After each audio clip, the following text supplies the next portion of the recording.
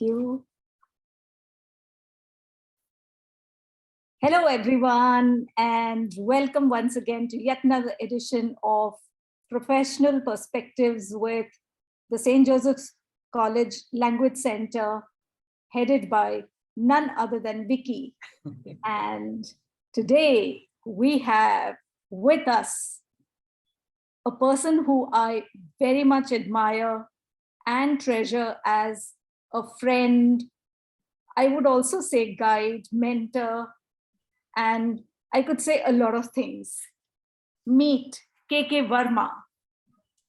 KK Varma is a senior copywriter and communications specialist. His career started when he was very young, at the age of probably 18, 19? 16. 16, wow, look at that.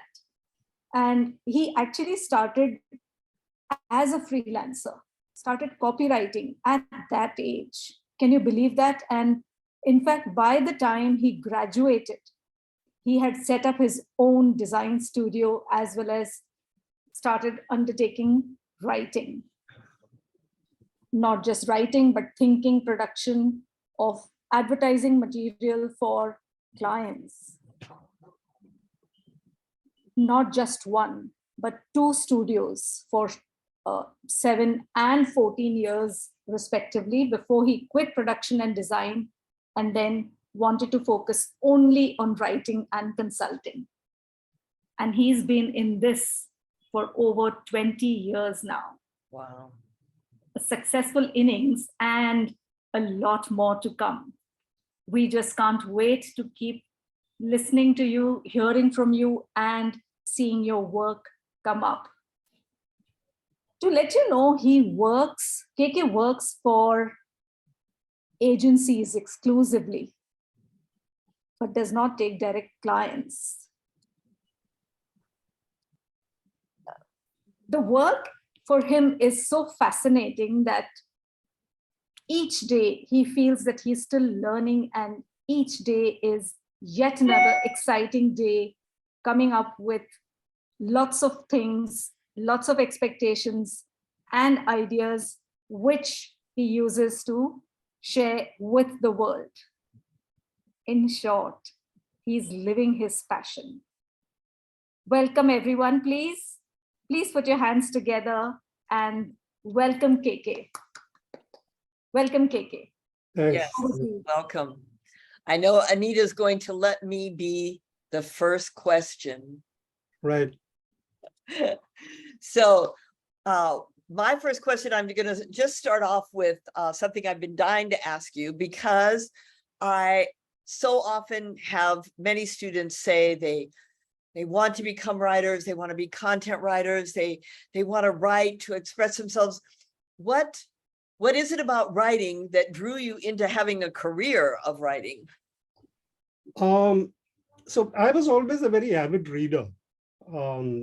I started reading books at a very young age because my elder sister, she threw away all the magazines that I had and all the comics that I had, and then gave me books to read and said that, look, you read comics and you'll spoil your language. You read the proper literature and you will become better. So I always liked to read. It gave me ideas, and it provoked my imagination.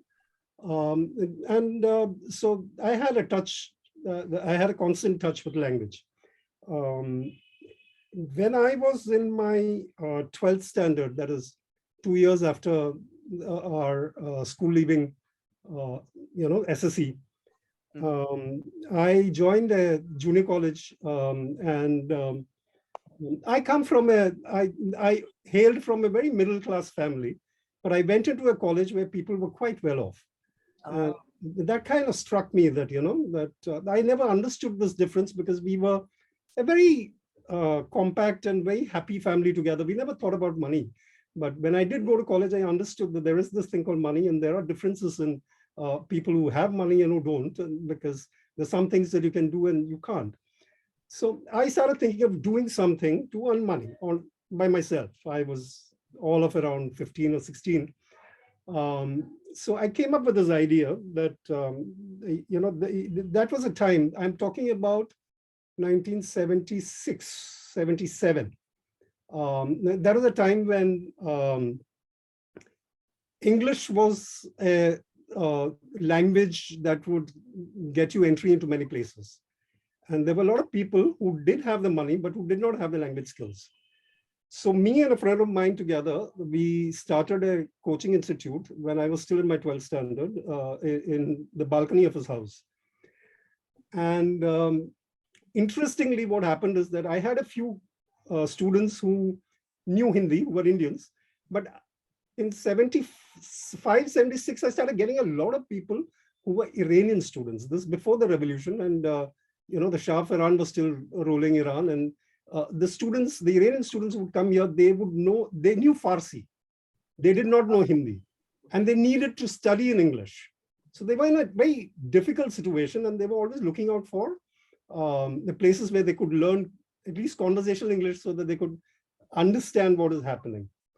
So I started getting Iranian students. That was very interesting. There was no medium of communication between us.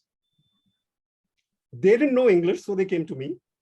I didn't know Farsi, and they did not know Hindi. So there was nothing in between us, and I started teaching them. I had a little bit of English. Yeah, I was teaching them English, conversational English. And it was challenging, but then I used to be in theater at that time. So I used a lot of theater techniques to kind of communicate, a little bit of mime, a little bit of, drawing cartoons, a little bit of communication like that. And slowly we started building a vocabulary. That taught me that, language is such an essential and important skill. The ability to communicate is very innate, but the need to communicate is very innate, but the ability is not always there. Yeah. So that gave me a lot of insights into language, and I used to write once in a way. And so can you just repeat the question again? I think I've drifted a little. Well, that's okay. I mean, because we love hearing your story. But what is it about writing? Yeah, what is it about writing? Yeah. That draws people to want to make a career of it? Yeah. So I used to write as a confessional poet, as a young person. I would write verse, and I would share it with friends of mine. There was a friend of mine who was an art director in an ad agency, and he would appreciate my work for whatever reason. I don't know. He once came and told me that, look, I have this opportunity. Can you write copy since you already work with language? So it started off accidentally like that. I started as a freelancer when I was still teaching, but I started freelancing. And there is a saying in Hindi, that's what happened to me. Jo likhta tha, wo bikta tha. That's my statement. Whatever I was writing was selling. Say it again. Jo likhta tha, wo bikta tha. Jo likhta is writing, and bikta is selling in Hindi. So it's a kind of a doggerel rhyme. But I found that when I was writing for advertising agencies, they were able to sell their, their products were selling because of what I wrote and the artwork that this friend of mine made. So I started getting money. And money, mind you, is a very big motivator. And for me at that time, I was 15, 16. It was money for nothing, in the sense that it did not take me any, there was no capital required, there was no effort required. I would just sit, I would think, I would ideate with my friend, the art director, and then I would write something, and then we didn't even type it. It used to be written on foolscap paper and given to the client, and I would get money, 150 rupees, 200 rupees, which was great money. Those days I used to get 50 rupees as allowance for a month. So, so that started me into it. What sustained me was the ability to convince people and, sell. So did you write persuasive pieces? Is that what you mean by the ability to? So copywriting, if I define it, is the usage of language and imagery and reason and emotion to sell a product, a service, or a point of view. It could be anything. So if I'm selling soap, for example, I'm selling a product, a brand. If I'm selling a coaching institute, I'm selling a service. If I'm selling an idea, maybe about nationalism, maybe about self-realization, whatever, then it's an idea that I'm selling. So copywriting is essentially about selling. We were talking about content and copy earlier. So I'll give you a very simple definition. Copy sells, content tells. Content writers share information with an attitude to empower the reader. Copywriters write to sell something. So the essential difference is that both are used in marketing. Content marketing is a big part of it, but the major orientation is in communicating and telling rather than selling. Does that explain it? Yeah, that is an eye-opener for me. Okay. So yes. who are some of your clients? Who do you write for? See, I've been writing for 40 years, so it's a very long list. Companies. I've worked with practically all the companies, all the large companies in India, many MNCs abroad. But most of my work I've done through agencies. So I'm normally under an NDA not to claim those jobs as my own. And I do that for a simple reason that I get paid only when I write. If I take clients directly, I'll have to go and meet them, I'll have to understand them, I'll have to, make presentations to them. And those are all jobs where I don't get paid. So I stick with agencies. They front end me. So they get the briefs from the customers. They have their customers. They get the brief from the customers. They give me the brief. I work on it. I give them the ideas and the copy, and their design team works on it. And then their people go and present it to the client. So I can sit in isolation as I am now and do my work, which is what I like, Wow. So there was a time when I did take on a lot of direct clients, but I kind of became weary because I would spend half the day in dealing with people and not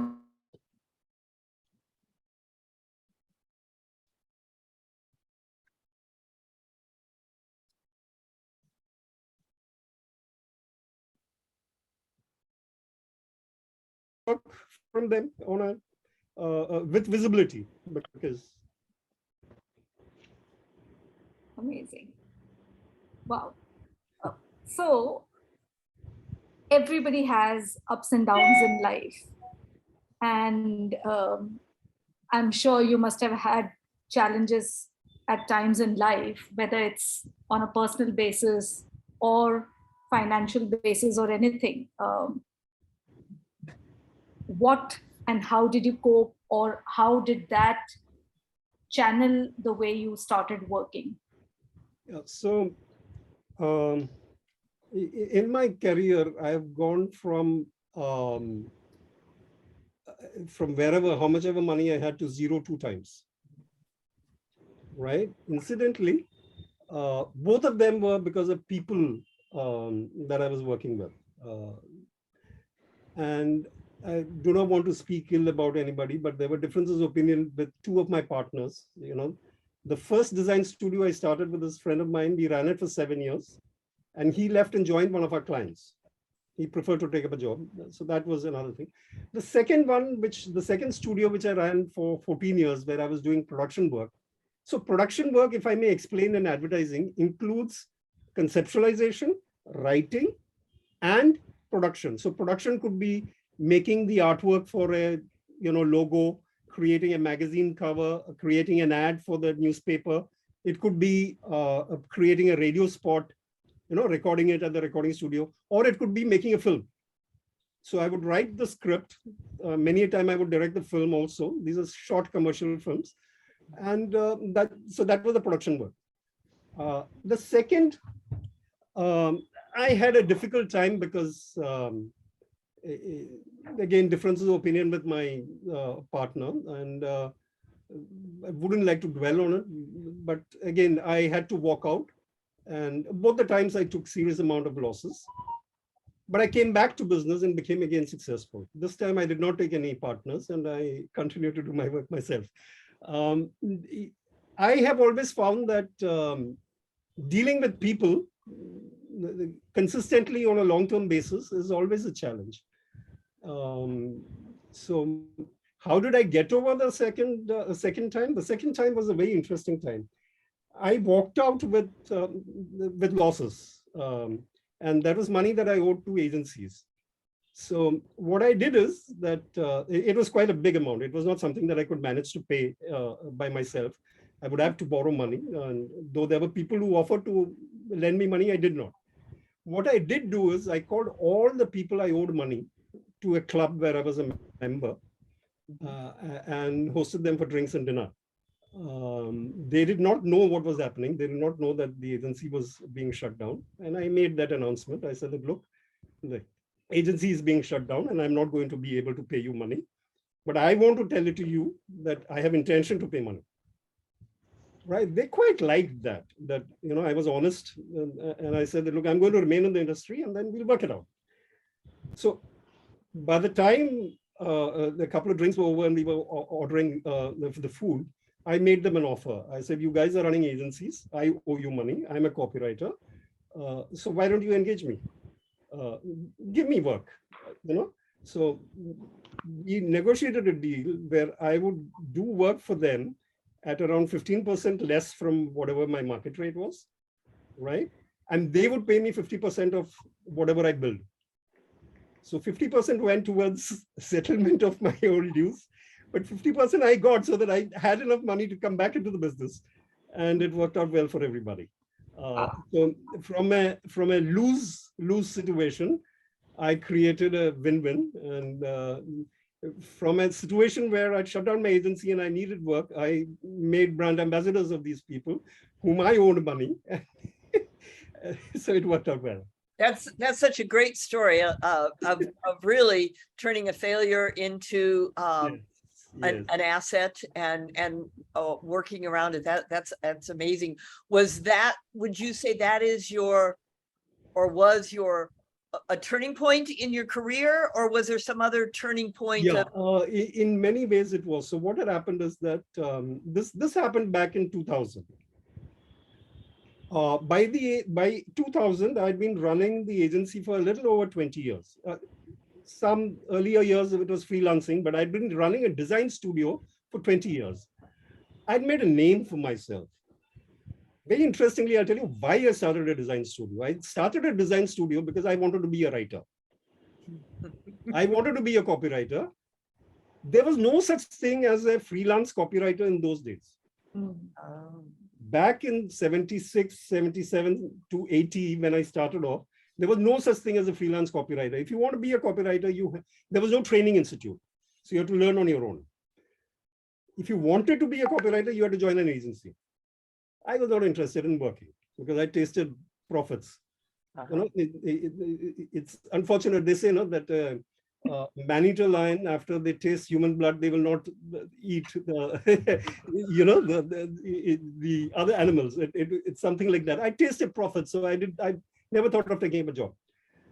Since nobody paid for copy, I went to the next best thing. I said, let's be near to the business. I would write, I would design, and I would survive in this industry till the time I became known. 20 years, I became very well known in the industry. It's a small industry. Large agencies would subcontract jobs to me, and everybody knew that if you give a campaign to KK, it will come out well. So when I shut down the agency, I shifted from being running a production house and design studio into being exclusively a writer, copywriter. So it was a big turning point. So from 2000 onwards, it's 2022 now. It's 22 years I've been doing just writing. So it's thinking, writing, strategizing, that way. Wow. That was a turning point. Yeah. You said you've been in theater. Amateur theater. I did a lot of street theater. Now, street theater is basically, when I was young, to be a leftist was a fashion. I no longer am a leftist. I've not been for a very long time. But street theater is what is called as agitprop theater, agitation propaganda theater. So what would happen is that when there were strikes happening, either with student issues or with union issues, me and a troupe of us, we would create a play that was scripted to the topic, and then go and present it on the streets outside the gates of the factory. Many places. I mean, I must have done around about 400 plus performances all over Bombay, on street corners, and so that's very challenging because you got to draw the attention of the people, get their attention and hold their attention through that. Yeah, so I was in theater for some time and then shifted to writing. Does your writing include a lot of your experiences? No. Yes and no, in the sense that most of my writing is, in the early days, were advertising related work. Though nowadays I write a lot more of coffee table books rather than pure advertising work. So coffee table books, receptions of offices, those big books with hardbound and a lot of pictures and content. So I've written books on subjects like archaeology. I've written a book recently on Dholavira, which is a Harappan town which has been discovered in Gujarat. I've written corporate histories for large industrial houses. Oh, wow. Kind of writing a biography for a client. So I've drifted a little bit away from mainline advertising, and I've gone into such things. Would you have these books by any chance? I can share some with you. Some are just being printed. Okay. In the last 4 months, I've written 5 books for this occasion, the Azadi Ka Mahotsav. Oh, wow. So those are just being printed. Once it's done, I'll definitely share them with you. Yes. There are others that I've done. I can share them with you. So if most of your books are written for either corporations or for other people, do you find that you have to do, or you don't have to do, a lot of inward soul searching, I can't hear your voice. introspection, or not? See, there's always a little bit of the person and the perspective in whatever a writer writes. So whatever I write, there is some perspective of mine which will be reflected in that, especially in long form copy. Long form copy is, where the duration of the book is more than a few pages, So there'll always be perspectives that come into it. It's inevitable, but we try to hide it as much as possible so that it's the voice of the monument that speaks and not the voice of the writer who's viewing the monument. I mean, if I were to put it that way. Yeah. Have you ever thought of writing a novel? Or? Self-made man, and you have a website, or your. Well, my wife used to tell me that you should do it. I've started 3 or 4 books, but I've never completed it. But maybe, I don't. I think that more than reading, one should experience life in the raw, think about it, share about what happens, and then look at both the circumstance and the self as changeable, and then see what you can do with life. Books do help, but sometimes books influence you too much. I'm sorry, Anita, I think I interrupted you. You had a question about, or something about his website? Yeah, that's fine.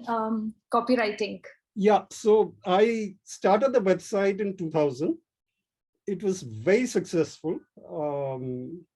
And then I used to get business from all over the world, because those were the days before Google had done geo-mapping of the domains. So I would get business from Germany, from England, from various parts of the world. But over a period of time, once I started focusing on working with agencies, I kind of neglected that, and I stopped taking orders from the website. So it's there. I have not removed it because I have some emotional connect with it, but I don't really focus on it. It's almost redundant. But I also love your logo. If you could share that, please. Let me see if I can. Do you want me to pull it up? Can you do that, Anita? Oh, no, I can't. I can't because I'm recording. Let us search. Yeah. There it is. Oh, let me see if I have. No, I have my visiting card. So anyway, it's spelled copy, W-R-I-T-I-N-K. Yes, there it is. Yeah. So the idea of having, the in between is the smiley. Yes. Which subtly communicates that, you'll be happy with what I do. Yes. Yes. And also, what I also love is creative copy within deadlines, without dead lines. Dead dash lines. Yes. That got me into a lot of trouble, Anita. Oh, really? It made me instantly famous. Okay, I am known as the the tagline within deadlines, because and without dead dash lines. Advertising, you get what I mean now. Advertising is a business of very tight deadlines. In fact, I'd made a poster in my office which said that everything on my desk was wanted yesterday. So if you want something today, come day after tomorrow. Oh my goodness. So given the fact that it's so deadline oriented, this kind of captured that, I'll deliver within deadlines and the lines will come alive. They won't be dead. But many agencies started challenging me on that and started giving me lesser and lesser time to finish. So it was both. It was a double-edged sword. It attracted a lot of people, but it also challenged a lot of people. Okay, let's get it. You can see if he can live up to that. 90% of the time I lived up to it. 10% I would say, look, I can't do it in this deadline. So let's, I won't accept it. So I have to take up the challenge only if I accept it. Yes. Yes. Well, we want to talk a little bit about just already, I think your talk has been very inspirational, especially to people who want to be writers. But we would like to hear from you what you would like to say to the young people who are listening or who will listen to this later about following their passion and how to strategize and whatever words of wisdom you have for this younger generation. So let's start with, birth. Everybody is born and something happens when you're born. According to me, two things happen when you're born. One is that the self comes into life, and the second is as soon as you're born, the circumstance also that you live in come to become real, right? So at the moment of birth, you are born as a self with capabilities that will improve over time, but you also born with circumstance. To give you a small example, at the time when I was born, my dad was still relatively young, but the year that I was born, it was decided that my dad will retire when I was around about 18 years of age. So that circumstance was, given to me. Correct? So these are two aspects. There is the self and there's a circumstance attached to the self. Right? Right. 90% of the people who do not take offbeat choices and follow the path of past victories, or the past successes. They adapt to circumstances. Correct? Yes. And once they, I just said, yes, I would agree that I even teach adaptability when I'm teaching employability classes. Yeah. So I'm going to be convicted here. Go ahead. So now what I'm going to tell you is not going to be a professional perspective. It's going to be an anti-professional perspective. So please bear me out. So again, in our life, there are these two things that keep following us. As long as we are alive, there is the self and there is the circumstance. Right. And there is a relationship between these two. Right? Those who adapt to the circumstance will keep adapting all their lives. Yes. I chose the other way. I said, this is a variable, this is a variable. Now, circumstance is very difficult to change. Right? And sometimes it is out of your control. Yes. To take an example, during the Second World War, Neville Chamberlain said that, I have negotiated with Hitler and we'll have peace. But peace was not possible because Hitler wanted to attack UK and he did. So circumstances you cannot control. You can only keep adapting. Some may adapt better, some may not adapt better. And therein lies the success in your career of, either you adapted better, you climbed up the corporate ladder or whatever. I propose the opposite way. Circumstance will always be there. But what if the self changes? When the self changes, your circumstance changes. If you remember, I started off by saying that perspectives change prospects. Yes. My perspective is that given that both are variable, I would rather change. And when I change, my circumstance also changes. Wow.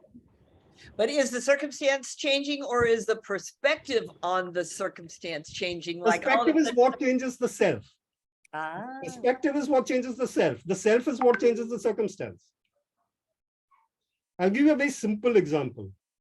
Everybody has heard about this thing called competition, and all MBA students have been told that, you're going to face a very competitive field, and it's true. It's a flat earth, and so competition is normally looked at in commercial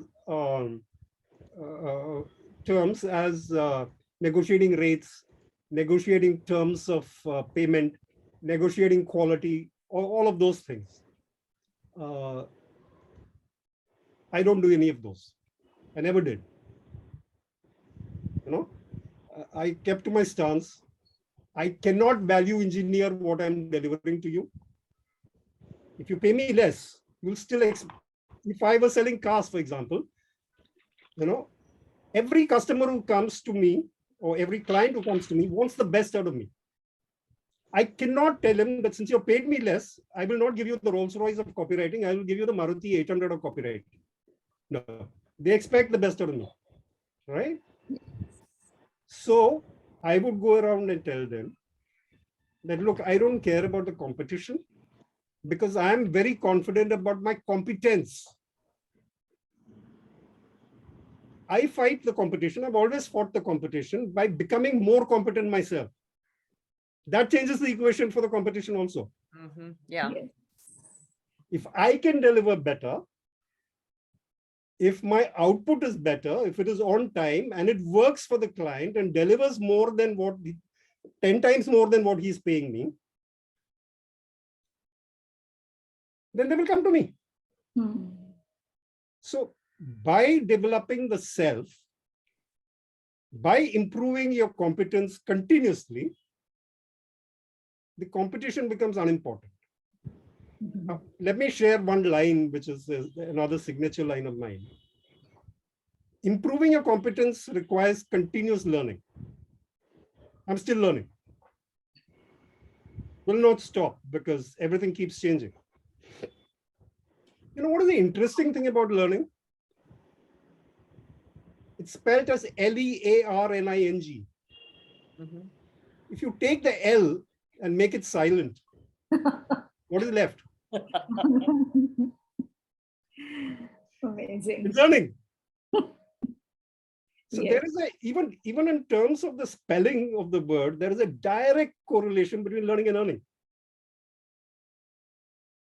The more you learn, the more competent you become, the less you're bothered about the competition, because you become ultimately one of a kind. And would you say that language is very key in that learning? No, then I'll split it into two. Okay. Okay, there's copywriting and there's content. And you know, you said that there are people interested in content. In copywriting, language is the second skill that you need. The first skill is to know how to sell. Ah, Because if you don't know how to sell, no matter how good your language is, your ad will not fly. So in copywriting, selling first, ability to sell first, and market. I'm taking selling and marketing as the same, though it's Right. not. But you know, and second, language. Language is a tool that you use in copywriting. Mm. But in content, language is very important because that's what you're using to tell. There's no selling involved there, or very little selling involved there. So in content writing, language skills are paramount. Wow. You know, then structuring, Yes. how do you structure your communication? So I would say that if you take the lives of any great people, you know, we have a prime minister who started off, you know, selling tea, and look where he is today.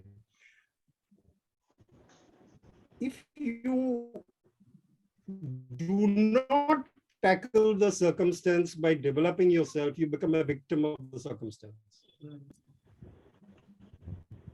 There are very few people who become victim of the self, you know.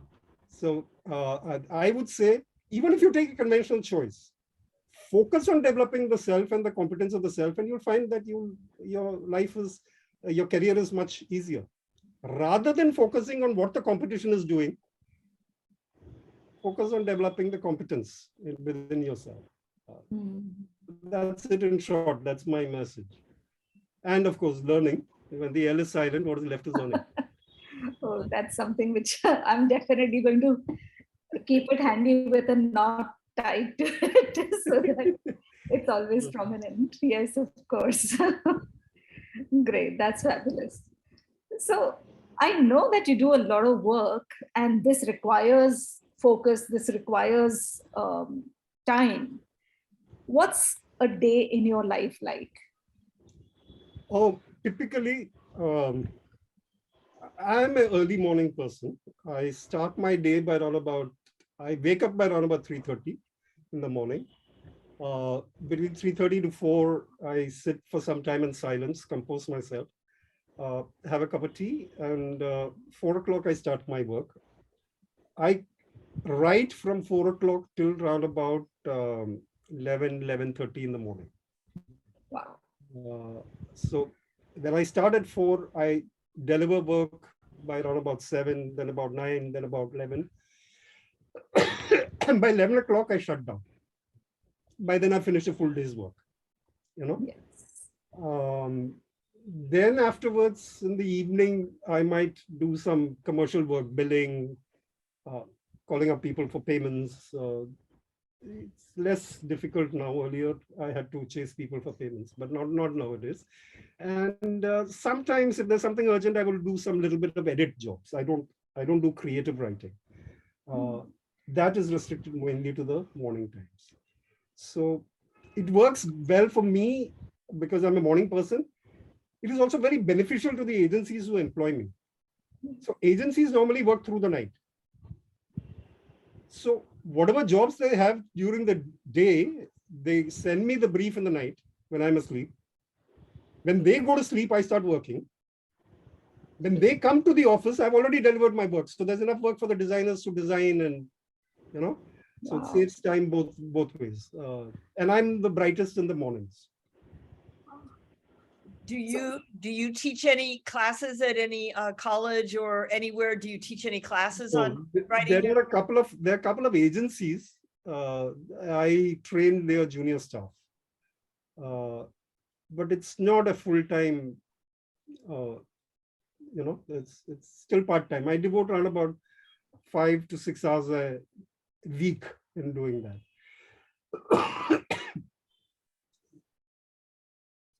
Well, we want to, is this a good time to open it to the audience, Anita, do you think? Yes. We have other questions, but we always like to, so I'm going to remove the spotlights for a moment and look at our group here. And we want to open it up to our listeners. And if you can unmute or raise your hand, or you can write your question in the chat, but we want to open it up to you to ask questions of KK.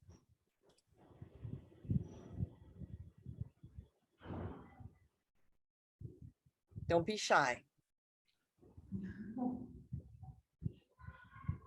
I know that we have some aspiring writers in our audience here.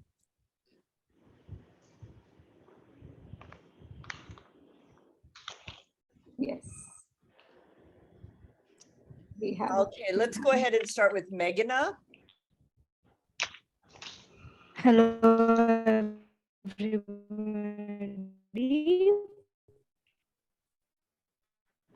Hello, sir. So writing for such long time, there cannot be a time like every time you wake up and you have that aspiration to write. There'll be writing blocks, right? How do you deal with that? I would prefer to shift the deadline so that I can give you my best. And given the fact that I work with the same people over and over again, they understand. The agencies that I work with, I worked with them now for around about 15 years at a stretch. So they pretty much know that when I say that today it's not working out, it's better to give them a rest, but they are not very often. Those days are not very often. But that differs from writer to writer, and it also differs from the temperament of the person. There are some people who are temperamentally very volatile, so they go through extreme highs when they're very, very productive and extreme lows where they're not. I don't have such fluctuations. Does that answer the question? Yes, sir. Yes. So the simple way to look at it is, if I can't deliver my best, I will not deliver. When the best is ready to be delivered, I will deliver. But you have a reputation. What about somebody new starting off and they have a writer's block? Do you have any, I don't know, any inspiration for them? See, the best way to do it is by free association. So, you can start by writing words related or near to your subject. You can start words, so you write down those words, and every word has an inner story to tell. So if I'm talking about, let's say, soap, for want of a product. So if I don't get an idea, I will start writing about perfumes, feeling fresh, being rejuvenated. So each one of this, now rejuvenation is an idea which is excellent in a tropical country like India for a soap. How at the end of the day, when you've traveled and you're hot and dusty, how you rejuvenate yourself. So every word that you write, which is associated which is in proximity to what your product, what your brand, what your, piece of communication is supposed to be. You begin with that, and then you'll find that automatically that ideas come up. Oh, that's great advice. May I ask a question? Yes. and May I ask then a question following Yes. this? When you said that we write things around it, so would creating a mind map first help in the process? That's a very, what do you call, structured way to look at it. The ideation part, I would prefer and suggest that it be unstructured. Okay. So typically what I do is, there is this thing called the visual thesaurus. It's a very interesting tool. So what you do is that if you go to the visual thesaurus, you type in a word, whatever that word is, and it will give you a diagram of words that are related to that particular term that you have typed in. Okay. And so it gives you synonyms and antonyms. Wow. And near words. So you look at that and you start. So we have several questions, but I want to go to the next person who had her hand up. Vratika? Yes. Hello, sir. Hi. I have a question. What makes you think that this is what makes it a better copywriting? Like, what makes you sure that this is what is my best work and this is what I'm going to give my client? What makes you sure this will sell? Okay, two things. I don't think this is a statement I always make clients, make to clients. They always, when they meet me for the first time, they say, KK, we'd like to see your best work. I always tell them that, look, my best work has not yet come. Hopefully, it'll be the one that I do for you. Wow, love that. So now, best work is very difficult to define. Best in what sense? Best in the aesthetic sense, best in the sense of logic, best in terms of results. Advertising is a funny field. Sometimes bad work become big successes, and sometimes good work do not succeed. So I would say success should not be the barometer for checking, what is the best work. Much of the time, if you work as in the advertising industry and when you write for a client, there are always compromises to be made. Because every client has a point of view of what is good and what is bad. Yeah. And you cannot really change that very quickly. Yes. Over a period of association, maybe, provided the egos are not very large and provided he's willing to experiment or she's willing to experiment, then you can change.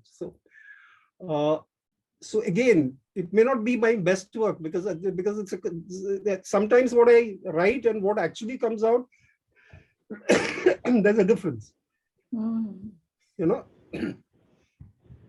So very difficult to say that. Okay. That's why I say that maybe the one that I write for you will be the next, will be the best. It's also a hook. We had another question in the chat. Someone's wanting to know, when you write for the client, what's the role of your creativity or inner voice? Inner voice is a very large concept that I will write when I write my own book. You have heard some of my inner voices, the self versus circumstance, the learning and earning, all of that is a part of my inner voice. Hardly anything of that comes in the advertising work. This is hardcore selling. If what I write does not sell their product or their point of view or their service, they will kick me away. Just like that. There's no mercy. I always say that yesterday's awards will not buy me lunch today. You have to do it every day. Does that answer the? Does that answer? I don't know who this person is. They have a a galaxy as their name, so I can't call them by name. Does that answer your question, Galaxy M51? Okay. Amruta will come to you in just a moment. Preeti is wanting you to kindly guide 12, 13-year-old children to develop language skills. How would you guide them as the next generation of content writers? Read. Just keep reading. Because nothing opens your mind to communication as reading. And read good authors. Read the Hemingways of the world. Read even modern contemporary writers. And there are two ways to learn the craft of writing. One is that you learn the craft you're taught by somebody. Second is that you internalize it when you read good writers. So reading is very important. And if you are doing a lot of reading, then you can start with writing something.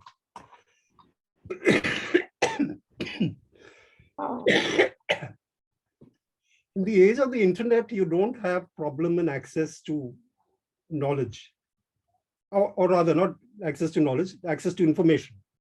In the age of the internet, knowledge is lost, information is abundant. So you can get information about how to write better. There are many tools that you have which will guide you in, and score your writing in terms of legibility, cohesiveness, presentation. So there's a lot of these internet tools which will even change, which will also give you corrections on your grammar. So you can use all of those. Some available freely, some you're going to pay for. And we often hear the advice, if you want to become a better writer, practice, practice, practice. Would you agree with that? Yes. Yeah. Yes. For anything. You want to be a musician, practice, practice, practice. You want to be, so if you look at the life of people like Bill Gates and Steve Jobs, you'll find that they were compulsive, obsessive about what they did. They would spend nights after nights on the IBM mainframe because that was the only time it was free. And they mastered it in such a short time that they ruled the industry. So practice in everything. Yeah. Amruta, I think we have time for your question. Hello, sir. Hello. So my question is, generally when I write something, I often keep thinking that it's not good enough, and I keep erasing it, rewriting it over and over again, and nothing really makes me think that, oh, this is good. So this, I don't know, it just, how do I fight this perfectionist self and just go ahead with the story? Suspend the mind. Completely suspend the mind. You see, if you understand something about the mind, or let me try and explain this. The mind is a problem-solving machine.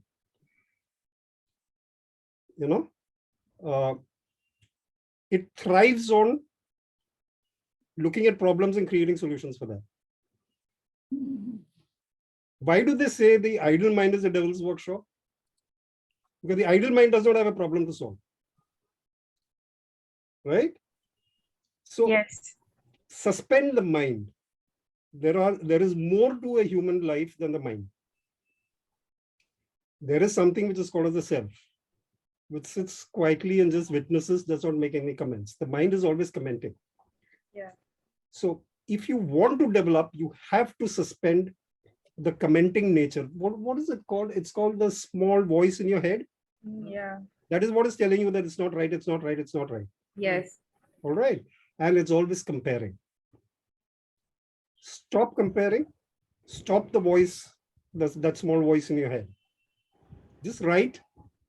Do not assess it immediately. Let it mature. Do you know that when you make bread, you leave it knead the dough, you add the yeast, and you leave it for some time before you come back and bake it. Leave it for some time. Do not be disconnect from it, then come back maybe the next day and then see. And go with the flow. Do not keep questioning yourself, because what that does is, it's like if you are trying to run, there's always a stick that is poked between your legs, you'll trip. And that's what's happening to you. Yeah. Suspend the mind and be easy. No hurry. Thank you, sir. Okay, one last quick, I think this will be a quick question about somebody's wanting to know your favorite authors from the past, present, or any of your favorite books or authors. Two authors that I personally loved very much was Hemingway and Norman Mailer.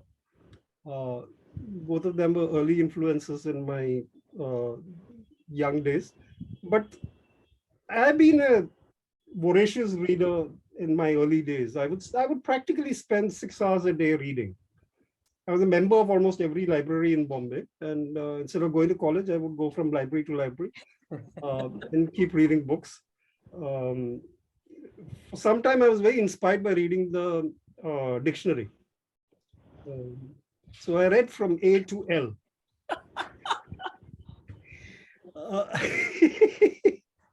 But there's no better way to learn words, to understand,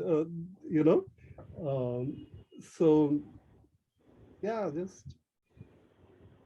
That's amazing. So did you go to college? We didn't ask. What? Well, I am a commerce graduate. I've never done anything about commerce. I joined commerce because my then girlfriend insisted that I go to college with her. And so I did not go to the college that I wanted. I did not do the course that I wanted. But after joining college, I spent almost all my time in the university and in libraries. I was a very, what do you call, a rare presence in the college.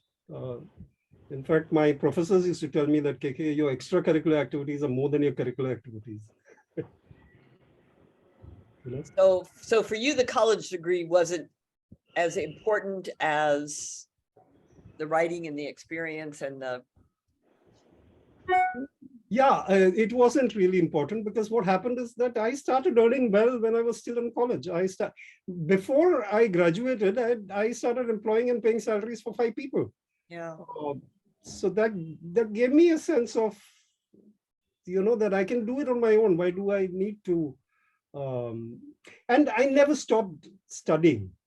Yeah, you never stopped learning, even though you weren't in college. Yeah, so I was studying economics, and I was reading Marxian economics, which was not even a part of my, it was not the subject of that I was supposed to study in economics, but I had a passion for it. Yeah. So I did not think academics is very important, because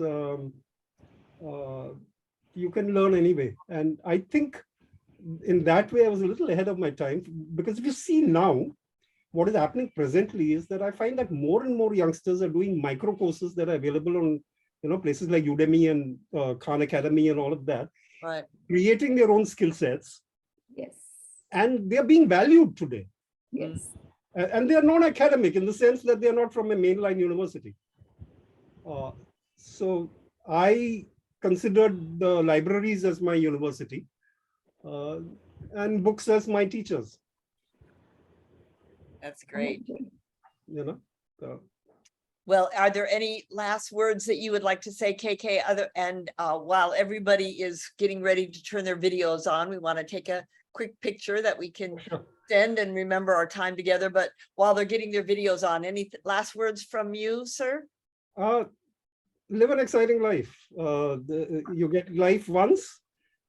Make it as exciting as possible. Do not be bothered about the ups and downs. They will be there whether you're in a career or whether you're doing something on your own. And no matter what, don't give up on yourself. Wow. Make yourself number one. And that's very important. Consider that the self is the most important thing that in your life, and value yourself. Don't be Don't be impressed by what others tell you Yes. or tell about you. That's great. Okay, can I get your videos on, please, for the picture? Thank you. Few more. Thank you. Dana. Okay, I'm going to count to 3. 1, 2, 3. Thank you all. And just in case you're wondering about my sorry, today they were celebrating National Handloom Day was yesterday. So Oh,